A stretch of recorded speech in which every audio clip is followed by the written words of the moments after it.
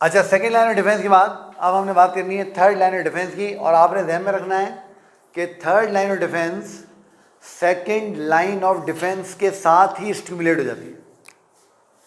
तो it get stimulated along with second line of defence. यानी अब मैं आपको क्या कह रहा हूँ, मैं आपको ये कह रहा हूँ मेरे बच्चों कि अगर आपकी फर्स्ट लाइन ऑफ डिफेंस किसी भी वजह से ब्रीच हो गई, डैमेज हो गई, टूट गई, उसमें कोई नुकसान हो गया, तो उसके नतीजे में सिर्फ सेकेंड लाइन एक्टिवेट नहीं होगी, उसके नतीजे में second line of defence and third line of defence एक साथ एक्टिवेट हो जाएंगी, अब second line of defence inherit immune system का पार्ट है जो कि नॉन स्पेसिफिक है, मगर जो थर्ड लाइन ऑफ डिफेंस है ये एडेप्टिव इम्यून सिस्टम का पार्ट होती है और ये हाईली स्पेसिफिक होती है। तो it's a part of adaptive immune system, जिसको हम एक्वायर्ड इम्यून सिस्टम भी बोलते हैं, एक्वायर्ड इम्यून सिस्टम। तो ये एडेप्टिव या एक्वायर्ड इम्यून सिस्टम का पार्ट है and it is highly specific. ये क्या है बेटा? It is highly specific. ये बहुत ज़्यादा स्पेसिफिक होती है, बहुत ज़्यादा। तो इट्स हाईली स्पेसिफिक। अब स्पेसिफिक का क्या मतलब है कि ये किसी एक तरह के माइक्रो ऑर्गेनिज्म को रोकेगी और उसी को रोकेगी, उसके अलावा किसी और को नहीं रोकेगी। ये किसी एक तरह के माइक्रो ऑर्गेनिज्म को रोकेगी और सिर्फ उसी को रोकेगी, उसके अलावा किसी और को नहीं रोकेगी। तो इट्स हाईली स्पेसिफिक मतलब क्या हुआ? It will work against a specific type of micro organism. तो ये एक स्पेसिफिक टाइप के माइक्रो ऑर्गेनिज्म के अगेंस्ट काम करेगी, उसके अलावा ये किसी के अगेंस्ट काम नहीं करेगी। ठीक हो गया? अच्छा, अब जब हम एडेप्टिव इम्यून सिस्टम की बात करते हैं, यानी थर्ड लाइन डिफेंस की बात करते हैं, तो आपने ध्यान में रखना है कि ये हमारे इम्यून सिस्टम का हाईएस्ट डिग्री है, यानी इससे ज़्यादा अच्छा और इससे ज़्यादा एडवांस हमारे इम्यून सिस्टम में कुछ भी नहीं है। तो it is the highest level of immunity, it is the highest level of immunity we have. और अगर खुदा ना खाता ये इम्यूनिटी भी किसी वजह से ब्रीच हो गई तो इसके बाद हमारे पास कुछ भी नहीं है, इसके बाद हमारे पास कुछ भी नहीं है। फिर हम रहम करम पे होंगे किसके? माइक्रो ऑर्गेनिज्म के, और वो जिस तरह से चाहेंगे हमें नुकसान पहुंचाना चाहेंगे, नुकसान पहुंचाएंगे। तो ये हमारा लास्ट है, मगर ये बहुत ही सोफिस्टिकेटेड है, बहुत ही ज़बरदस्त है और ये बहुत बहुत शानदार है। ठीक है, अब थर्ड लाइन ऑफ डिफेंस का सारा जो मामला शुरू होता है ना, वो कहाँ से शुरू होता है? वो शुरू होता है रिकग्निशन ऑफ फॉरेन एंटीजन से। कहाँ से शुरू होता है? तो it all begins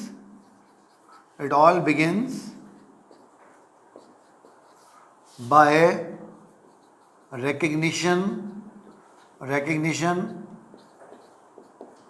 of non self antigen।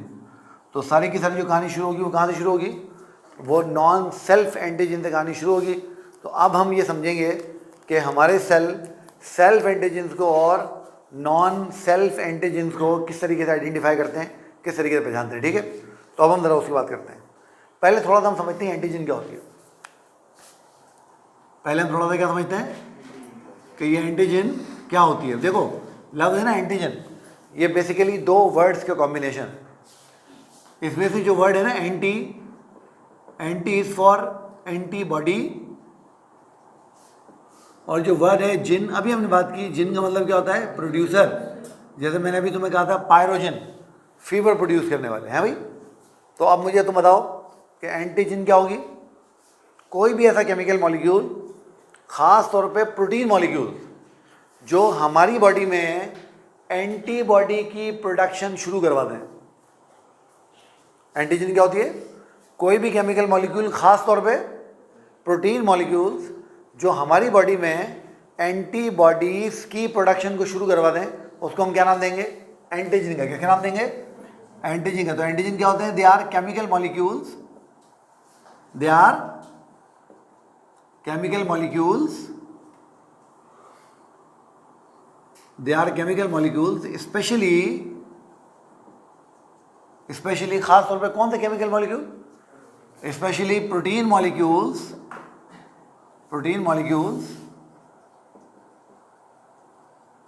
which when entered in a cell, कि जब भी वो किसी सेल के अंदर, तो नहीं लिखना चाहिए entered, which when entered in a body, जब भी वो किसी बॉडी के अंदर एंटर होंगे, से फॉर एग्जाम्पल वो तुम्हारी या मेरी बॉडी में एंटर हो गए, तो वो क्या करेंगे, वो एंटीबॉडीज बनवाना शुरू कर देंगे, lead to production of antibodies. इनकी वजह से एंटीबॉडीज बनने लगी, ठीक हो गया। तुम लोगों ने ध्यान में ही रखना है कि ये एंटीजन जो होती है ना, ये बिल्कुल ऐसे होते हैं जैसे मिसाल के तौर पे अगर कोई आदमी ये क्लेम करे कि यार मैं इंग्लैंड का शहरी हूँ, मैं इंग्लैंड का रहने वाला हूँ, मेरे पास नेशनलिटी इंग्लैंड की, तो आपको कैसे पता लगेगा कि मेरे पास नेशनलिटी इंग्लैंड की? उसके पास, अच्छा इंग्लैंड में शनाख्ती कार्ड नहीं होता, इंग्लैंड में उनके पास पासपोर्ट होता है, तो वो उसके पास इंग्लैंड का वो पासपोर्ट होता है, उसको बोलते हैं रेड पासपोर्ट, तो वो रेड पासपोर्ट उसके पास होगा, वो आपको दिखा देगा भाई ये मेरा रेड पासपोर्ट, तो वो रेड पासपोर्ट कन्फर्म करेगा कि वो इंग्लैंड का ही शहरी है। इस तरीके से देखो पाकिस्तान में आपसे पूछे कि भाई आप कहाँ के शहरी हैं, आप बोले भाई पाकिस्तान का भी शहरी हूँ, तो बोले भाई कैसे साबित होगा? आप उसको शनाख्ती कार्ड निकाल दिखा देंगे, भाई ये देखो ये मेरा शनाख्ती कार्ड है कि मैं पाकिस्तान का ही शहरी हूँ। हाँ भाई, तो जिस तरीके से किसी मुल्क की शहरियत का कैसे पता चलता है, किसी पर्टिकुलर रजिस्ट्रेशन के डॉक्यूमेंट से, वो शनाख्ती कार्ड हो, वो कोई ड्राइविंग लाइसेंस हो, जैसे अमेरिका में ड्राइविंग लाइसेंस होते हैं ना, वहाँ पे अगर वो किसी को पूछना चाहते हैं भाई उस मुल्क का शहरी है नहीं, तो वो ड्राइवर लाइसेंस निकाल के दिखा देते हैं हम, ठीक है। तो वो ड्राइवर लाइसेंस हो, वो आइडेंटिटी कार्ड हो, वो पासपोर्ट हो, वो कुछ भी हो, तो उससे क्या होगा, मैं अगर पाकिस्तान में घूम रहा हूँ, कोई मुझे रोके कि भाई तुम अफगानिस्तान के शहरी हो, मैं उसको शनाख्ती कार्ड निकाल देवाऊँगा, नहीं भाई मैं पाकिस्तान का शहरी हूँ, तो बोलेगा हाँ भाई पाकिस्तान शहरी है, वो मुझे छोड़ देगा, सही है ना। बिल्कुल यही मामला हमारी बॉडी के पास भी है कि हमारी बॉडी के अंदर WBCs हर वक्त घूम रहे हैं, हर वक्त पेट्रोलिंग कर रहे हैं, हर वक्त फॉरेन सेल्स को पकड़ने की कोशिश कर रहे हैं। तो जब वो फॉरेन सेल्स को पकड़ने की कोशिश करते हैं तो हमेशा तो कामयाब नहीं होता ना, वो ज़्यादातर उन सेल से इंटरैक्ट करते हैं जो फॉरेन सेल नहीं होते, बॉडी के अपने सेल होते हैं। तो वो बॉडी के अपने सेल्स को पहचानते हैं कैसे, उनके पास भी एंटीजन होती है, मगर वो एंटीजन जो कि बॉडी के अपने सेल्स के पास होती हैं उनको हम कहते हैं सेल्फ एंटीजन। क्या बोलते हैं उनको? Self antigen. तो WBCs वाइल पेट्रोलिंग समझते हो? घूमना। पेट्रोलिंग का मतलब क्या होता है? घूमना। तो WBCs while patrolling in our body, तो WBCs जब हमारी बॉडी के अंदर घूम रहे होते हैं, पेट्रोल कर रहे होते हैं, they identify cells by self antigens. तो वो क्या करते हैं? वो सेल्स को, बॉडी के अपने सेल्स को पहचानते हैं कैसे? सेल्फ एंटीजन्स की मदद से। और हमारे पास सेल्फ एंटीजन दो तरह के होते हैं। तो we have 2 types of self antigen groups. तो हमारे पास सेल्फ एंटीजन के 2 ग्रुप होते हैं। हमारे पास सेल्फ एंटीजन के 2 ग्रुप होते हैं। आप लोगों ने ध्यान में रखना है कि ये एंटीजन आपको हमेशा सेल की सरफेस पे, सेल की मेम्ब्रेन पे नजर आएंगी। क्या नजर आएंगी? मैं इसको कहाँ लिखूँ? मैं इसको चलो यहाँ लिख देता हूँ, बल्कि ऐसा करता हूँ, यहाँ पॉइंट लगा के यहाँ ऊपर लिख देता हूँ कि located on sale surface. Located on, ये सेल की सरफेस पे लोकेट करती हैं, इसलिए इनको देखना पढ़ना बिल्कुल आसान होता है ना। अच्छा, अब हमारे पास 2 तरह की सेल्फ एंटीजन के ग्रुप हैं जिनकी हमने एक दफ़ा पहले भी बात की है। उनमें से एक को हम कहते हैं मेजर हिस्टोकॉम्पैटिबिलिटी कॉम्प्लेक्स, कॉम्पैटिबिलिटी कॉम्प्लेक्स 1, या इसी को आप और मैं शॉर्ट फॉर्म में MHC1 कहते हैं, ठीक है। ये आपको बॉडी के हर सेल से मिलती है, तो found on all nucleated cells plus platelets, क्योंकि आपने पढ़ा नहीं ना, प्लेटलेट सेल नहीं होते हैं, बात याद रख लें। प्लेटलेट सेल के टुकड़े होते हैं। प्लेटलेट क्या होते हैं? सेल के टुकड़े होते हैं। और दूसरा जो ग्रुप होता है उसको हम कहते हैं MHC2, यानी मेजर हिस्टो कॉम्पैटिबिलिटी कॉम्प्लेक्स 2, और ये हमें मिलते हैं मैक्रोफेजेस के ऊपर। मैक्रोफेजेस ये हमें मिलते हैं, वही मैक्रोफेजेस की एक और जो टाइप हमने पढ़ी थी, कौन थी? डेंड्राइटिक सेल था ना, डेंड्राइटिक सेल्स। और साथ में ये हमें मिलते हैं जनाब अली किसके ऊपर? बी सेल्स के ऊपर। अब वो बी सेल क्या होते हैं ये हम आगे चल के जब एंटीबॉडीज पढ़ेंगे तब हम बात करेंगे उनकी। तो ये बी सेल्स के ऊपर हमें मिलते हैं ना। अच्छा, अब जब हम इसका स्ट्रक्चर देखते हैं तो हमें पता लगता है कि अगर मैं MHC1 को देखूं, MHC1 को, तो अगर फर्ज कर लेते हैं कि ये आपकी और मेरी सेल मेम्ब्रेन है, ये आपकी और मेरी, लेट सपोज कि ये आपकी और मेरी सेल मेम्ब्रेन है, तो इस सेल मेम्ब्रेन के साथ आपको दो ब्रैकेट की तरह के प्रोटीन मॉलिक्यूल नजर आएंगे इस तरीके से। आपको दो इस तरीके से ब्रैकेट की तरह के प्रोटीन मॉलिक्यूल नजर आएंगे इस तरह से, ठीक है। उसके बाद आपको एक बॉक्स लाइक प्रोटीन मॉलिक्यूल ऐसे नजर आएगा, और साथ ही साथ आपको एक ओवल शेप का प्रोटीन मॉलिक्यूल इस तरीके से यहां पर नजर आएगा, ठीक है। और ये पूरा का पूरा स्ट्रक्चर सेल मेम्ब्रेन से जुड़ा हुआ होगा, क्योंकि हमने बात की कि हमारी जो एंटीजन होती हैं वो सेल मेम्ब्रेन से जुड़ी हुई होती हैं। हमारी जो एंटीजन होती हैं वो सेल मेम्ब्रेन से जुड़ी हुई होती हैं। अब इनमें ये जो ब्लू से मैंने बनाए हैं, ब्लू से ये वाले, ब्लू वाले, ये हमारे पास अल्फा प्रोटीन है। कौन सी प्रोटीन है बेटा? Alpha protein. और ये जो ग्रीन से मैंने बनाई है ये हमारी बीटा प्रोटीन है। कौन सी प्रोटीन है? ये हमारी बीटा प्रोटीन है। ये हमारी बीटा प्रोटीन है। तो पता चला कि जब मैं देखता हूँ किसको, जब मैं देखता हूँ MHC1 को, किसको देखता हूँ? MHC1 को। ये मैंने MHC1 का स्ट्रक्चर बनाया आपके सामने, ये मैंने आपके सामने MHC1 का स्ट्रक्चर बनाया। तो जब मैं MHC1 को देखता हूँ तो MHC1 में मुझे 3 अल्फा प्रोटीन नज़र आती हैं और एक मुझे बीटा प्रोटीन नज़र आती है। तो 3 अल्फा प्रोटीन होंगी इसके अंदर, और एक इसके अंदर हमें बीटा जो है वो प्रोटीन नज़र आएगी। अब आप देख रहे हो कि इन दो अल्फा प्रोटीन के बीच में आपको कोई गैप नज़र आ रहा है? ये गैप है बेटा तुम्हारी अटैचमेंट साइट। क्या है ये तुम्हारी? ये है तुम्हारी अटैचमेंट साइट। अच्छा, अब सवाल ये पैदा होता है कि इस अटैचमेंट साइट पे अटैच कौन होगा? इस अटैचमेंट साइट पे अटैच होंगे तुम्हारे WBCs। कौन अटैच होंगे?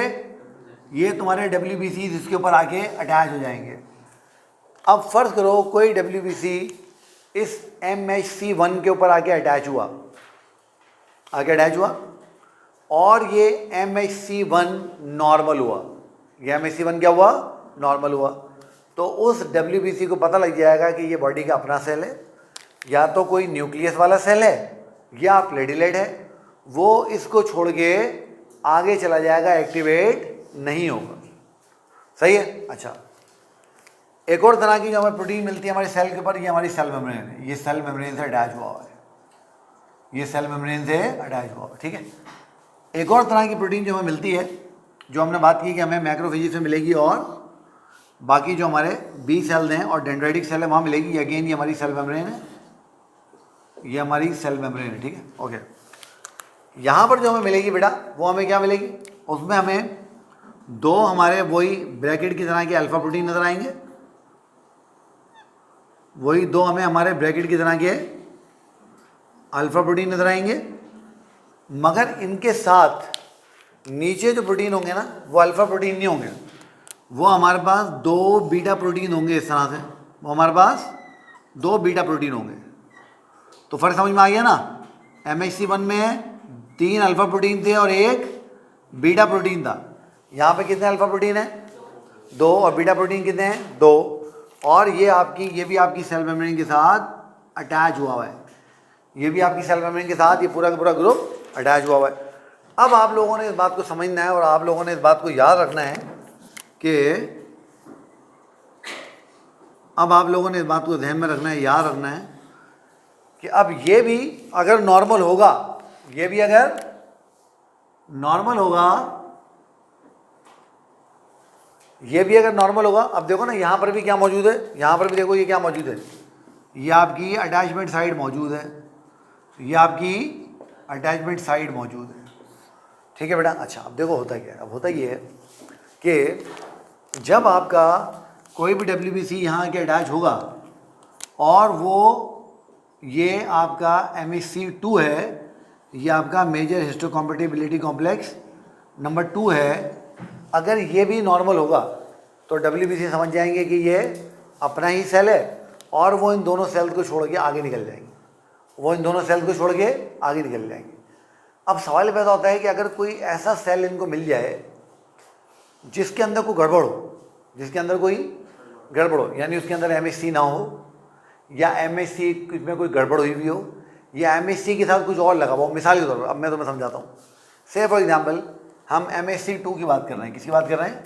MHC2 की। अब अगर ध्यान से देखना, ये मैंने इस MHC2 के वही 2 अल्फा प्रोटीन बनाए जो हमारे पास ब्रैकेट लाइक 2 प्रोटीन है ना, और ये मैंने दोनों इसके साथ इसके बीटा प्रोटीन बना लिए, ये मैंने एक साथ इसके बीटा प्रोटीन बना लिए। अब आप लोग याद करें, मैंने आपको समझाया था कि मैक्रोफेजेस का हम एक और नाम क्या रखते हैं? Antigen presenting cell. याद है आप लोगों को? यानी वो एंटीजन प्रेजेंट करते हैं ना। और ये आपका MHC2 आपकी एक सेल मेम्ब्रेन के साथ अटैच हुआ है। अब ये मैक्रोफेज की सेल मेम्ब्रेन है। किसकी सेल मेम्ब्रेन है? मैक्रोफेज की। हुआ क्या कि ये जो आपका WBC था, यानी ये जो मैक्रोफेज था, इसने कोई माइक्रो ऑर्गेनिज्म को बैक्टीरिया खा लिया और बैक्टीरिया को खा के उस बैक्टीरिया की जो प्रोटीन थी, उस बैक्टीरिया की प्रोटीन को यहाँ पर इस MHC के साथ प्रोजेक्ट कर दिया, उस MHC के साथ यहाँ पर प्रोजेक्ट कर दिया। फॉरेन एंटीजन इसने यहाँ पे प्रोजेक्ट कर दिया। अब ये एंटीजन प्रेजेंटिंग सेल बन गया है ना। अब तो मुझे खुद बताओ कि जब WBC यहाँ पे आके अटैच होंगे तो क्या ये MHC नॉर्मल है? क्या ये MHC नॉर्मल है? ये MHC नॉर्मल नहीं है। जब ये MHC नॉर्मल नहीं है तो WBC को फ़ौरन पता लग जाएगा कि फॉरेन एंटीजन को आई हुई है और वो अपना इम्यून रिएक्शन शुरू कर देंगे, वो अपना इम्यून रिएक्शन शुरू कर देंगे। तो इस तरीके से ऑल्टर्ड MHC इम्यून सिस्टम को बताता है कि आपके बॉडी के अंदर कोई माइक्रो ऑर्गेनिज्म आ गया है और वो उसके खिलाफ पूरी कार्रवाई शुरू करते हैं ना। तो इसको अब मैं लिख लेता हूँ। उसको मैं कहाँ लिखूँ? इसको मैं, ये स्ट्रक्चर MHC के हो गए, कहाँ लिखें कहाँ लिखें कहाँ लिखें? चलो इसको थोड़ा सा मिटा लेते हैं। तो अब जो मैंने आपको बात यहाँ पे आप समझाइए, मैं आपको लिख देता हूँ कि व्हेन WBCs, और WBC कौन थे अभी मैं नाम लिखूंगा, वो आपने सिर्फ ध्यान में रख लेना है। वो हम आगे चल के जब हम बात करेंगे किसकी, प्लाज्मा सेल की, तो हम वहाँ बात करेंगे उनकी। तो व्हेन WBCs यानी जब हम एडेप्टिव इम्यून सिस्टम को डिटेल में और करेंगे तब उसकी बात करेंगे। तो व्हेन WBCs, और कौन सा WBC की बात मैं करूँगा आपसे? वो WBC जो हम एडेप्टिव सिस्टम के साथ पढ़ेंगे। और अगर आपको याद हो तो हमने एक दफ़ा बात की थी उनकी, कहाँ पर? जब हम HIV कर रहे थे, मैंने आपको इस सेल्स का नाम बताया था, हेल्पर टी सेल्स। याद आ रहा है? उनकी बात हो रही है। तो व्हेन WBCs, आगे मैं ब्रैकेट में लिख रहा हूँ, helper T cells came across कौन थे MHC के? Cells without MHC, cells without MHC, यानी उन्होंने कोई ऐसा सेल देखा जिसके पास MHC नहीं था, तो वो बॉडी का सेल नहीं हो सकता, क्योंकि बॉडी के हर सेल के पास MHC होता है। या कोई ऐसा सेल था जिसका MHC डैमेज था, तो सेल्स विद डैमेज्ड MHC, या कोई ऐसा एमएससी था जिसका एमएससी ऑल्टर हुआ था, सेल्स विथ ऑल्टर्ड एमएससी। तो अगर आपके हेल्पर टी सेल इन तीन में से किसी एक सेल के सामने आ गए तो वो समझ जाएंगे कि क्या हो रहा है, बॉडी में कोई फॉरेन सेल आ गया हुआ है, कोई नॉन सेल्फ सेल आ गया और वो उसके खिलाफ रिएक्शन शुरू कर देंगे। तो then helper T cells start signalling other immune cells which will lead to full blown immune reaction, और उसके नतीजे में पूरा का पूरा इम्यून रिएक्शन शुरू हो जाएगा। यानी इससे आप अंदाज़ा लगाएं कि हम सेल्फ और नॉन सेल्फ सेल्स को पहचान ही कैसे रहे हैं, हम उनको पहचानिए उनके एमएससी की वजह से रहे। किसकी वजह से पहचान रहे हैं? एमएससी की वजह से। अब आपने ध्यान में रखना है कि जो एमएससी होती है ये दुनिया के हर कॉर्डेट के पास मौजूद होती है ना, तो ऑल कॉर्डेट्स हैव एमएससी, मगर वो एमएससी अब आप समझ रहे हो कि हमारी एमएससी जो है, इंसानों की जो एमएससी है उससे डिफरेंट होगी, और इसीलिए कभी कभी इंसानों की एमएससी को अलग करने के लिए उनको बोल देते हैं, so two separate human MSC from chordate MSc,